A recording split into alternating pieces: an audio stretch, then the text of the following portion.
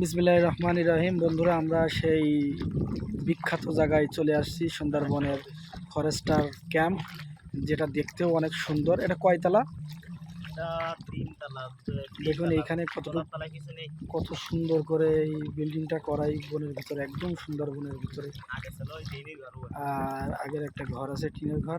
আমরা কিন্তু এখনো নদীতেই আছি, নদী থেকে এখনো উঠতে পারিনি। অবশ্যই আপনাদেরকে দেখানোর চেষ্টা করব বনের ভিতরে নারকেল গাছ। এই দেখুন একটা ভাই, এটা কি খেজুর ভাই? হেতাল খেজুর না? এই সবথেকে বাঘের আস্তানা হচ্ছে এই খেজুর গাছ না? এই খেজুর গাছের ভিতরে, এর ভিতরেই বাঘ বেশি অংশ থাকে, কিন্তু সেগুলো ধরাই আসে না, মানে মানুষ বুঝতে পারে না। এইখান থেকে উঠার জায়গা নেই।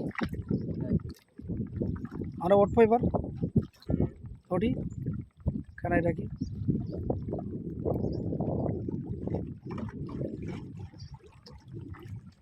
বন্ধুরা, আমরা এবার নদী থেকে সুন্দরবনে ওঠার চেষ্টা করেছি।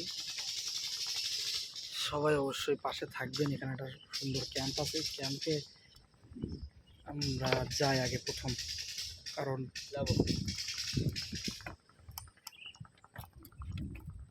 কৈতলি বৃষ্টি তুমি লাভ অনেক পাই না।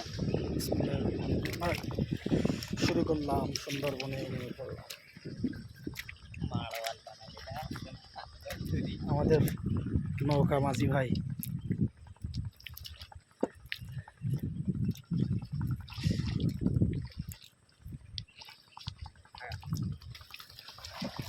একদম উপরে নিয়ে আসতে নৌকা।